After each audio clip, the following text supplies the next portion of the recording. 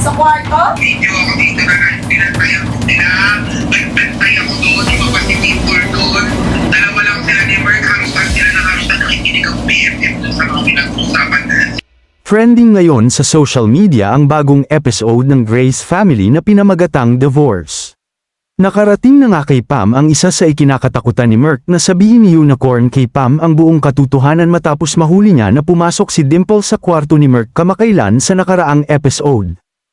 Makikita sa CCTV na gumising si Dimple ng madaling araw para pumasok sa kwarto ni Mark.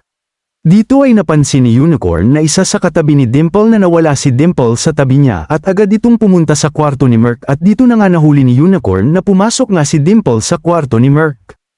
Pagsasaad pa ni Unicorn matapos mahuli ang dalawa ay agad na inoferan siya ni Mark na bibigyan siya ng pera para hindi niya umano sasabihin kay Pam ang lahat.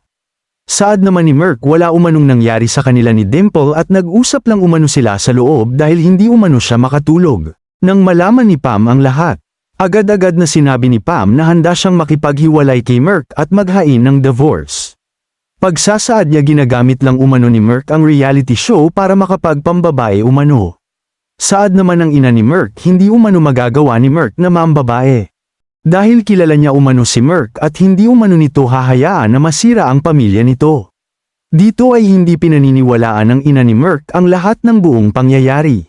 Saad naman ni Unicorn hindi umano nilabas ni Mark ang CCTV sa loob ng kanyang kwarto at dahilan umano ni Mark na sira ang CCTV. Saad pa ni Mark wala umanong namamagitan sa kanila ni Dimple dahil pamilya at kaibigan lang umano ang tingin niya dito. Dagdag pa niya sobrang sweet lang umano sa kanya at maalaga si Dimple kaya umano nagkakamabutihan silang dalawa. Hindi niya umano hahayaan na maghiwalay sila ni Pam.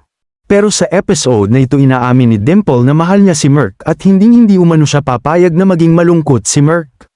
Pumunta naman ng bahay ni Mark ang kanyang ina para kausapin si Mark kung totoo nga ba ang nangyari sa kanila ni Dimple. Dito ay tinanong si Mark ng kanyang ina. Saad ni Mark wala umanong nangyari sa kanila dahil nag-open lang umano ng problema sa kanya si Dimple. Dagdag pa niya sana umano ay siya ang paniniwalaan ni Pam dahil siya umano ang asawa at huwag umano maniwala sa ibang tao. Makikita nga na malapit na nga sa isa't isa si Mark at Dimple. Mapapansin na nagmalaastang asawa na nga si Dimple kay Mark matapos paglutuan ni Dimple si Mark ng pagkain. Kaya hindi ikinakaila ng mga netizens na meron na talaga umanong tinatago ang dalawa dahil sa mga galaw nito sa reality show dahil sa pagiging sweet ni Dimple kay Mark. Dahil dito ay binabatikos ngayon ng mga netizens si Dimple dahil sa pagiging kabit umano ni Mark. Saad pa ng mga netizens, advice lang po sa iyo Dimple. Huwag ka manira ng pamilya na may pamilya. Humanap ka ng kagaya mo na wala kang masisira. Isipin mo yung bata siguro naman may konsensya ka.